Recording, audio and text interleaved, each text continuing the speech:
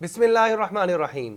एक सवाल हमारे सामने ये है कि क्या अपनी ज़िंदगी में ही कफन का कपड़ा ख़रीद कर रखना जायज़ है, और क्या उसके ऊपर कुछ कलिमात, मुक़द्दस कलिमात, कलमा, आयतुल कुर्सी या दीगर कोई आयात का तहरीर करवा देना भी दुरुस्त है, और क्या मेरे लिए लट्ठे ही का कपड़ा लेना ज़रूरी है या कोई भी सफ़ेद कपड़ा मैं ले सकता हूँ? इन तीनों बातों का जवाब समाअत फरमा लीजिए।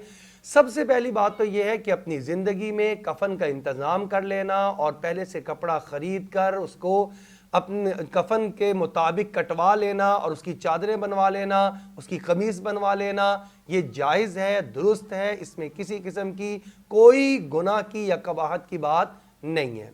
दूसरी बात यह है, कफन के ऊपर आयात मुक़द्दसा का लिखवाना, कलमा का लिखवाना या आयतुल कुर्सी या दीगर किसी भी मुक़द्दस कलिमे का लिखवाना ये दुरुस्त नहीं है।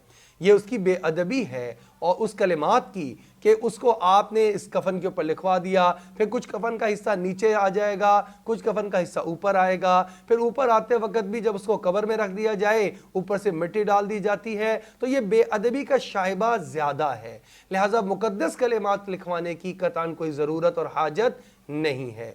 तीसरी बात, लट्ठा तो हमारे यहाँ आम रिवाज पजीर हो गया, वरना हदीस मुबारका में तो सफ़ेद कफन के अल्फाज मिलते हैं।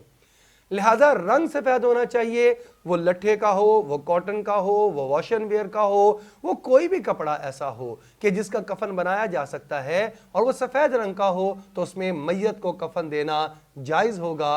अल्लाह रब्बुल इज़्ज़त से दुआ है, अल्लाह रब्बुल इज़्ज़त हमें मैयत के इस आखिरी सबर को भी सुन्नत के मुताबिक करने की तौफीक अता फरमाए।